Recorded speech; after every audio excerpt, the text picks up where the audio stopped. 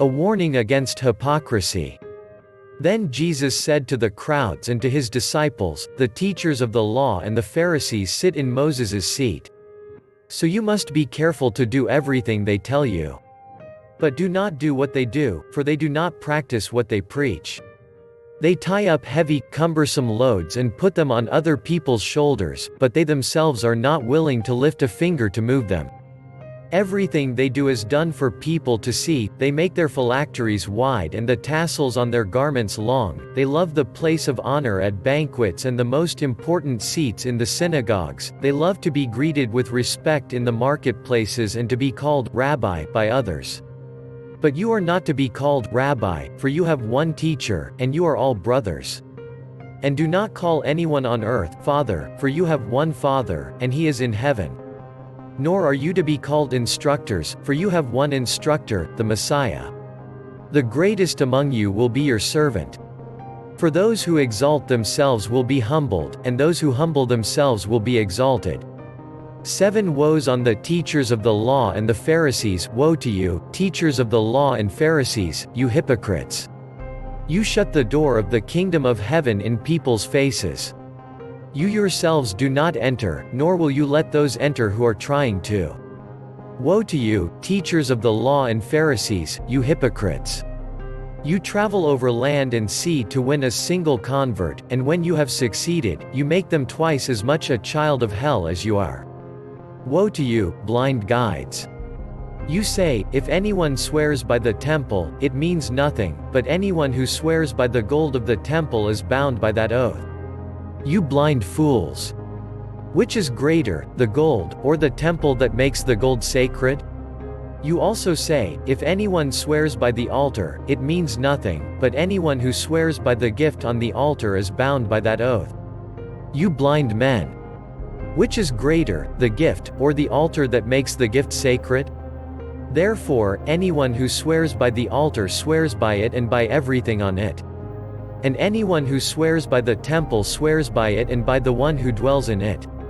And anyone who swears by heaven swears by God's throne and by the one who sits on it. Woe to you, teachers of the law and Pharisees, you hypocrites!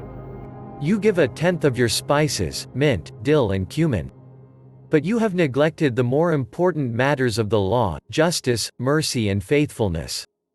You should have practiced the latter, without neglecting the former. You blind guides! You strain out a gnat but swallow a camel. Woe to you, teachers of the law and Pharisees, you hypocrites! You clean the outside of the cup and dish, but inside they are full of greed and self-indulgence. Blind Pharisee! First clean the inside of the cup and dish, and then the outside also will be clean. Woe to you, teachers of the law and Pharisees, you hypocrites! You are like whitewashed tombs, which look beautiful on the outside but on the inside are full of the bones of the dead and everything unclean. In the same way, on the outside you appear to people as righteous but on the inside you are full of hypocrisy and wickedness. Woe to you, teachers of the law and Pharisees, you hypocrites! You build tombs for the prophets and decorate the graves of the righteous.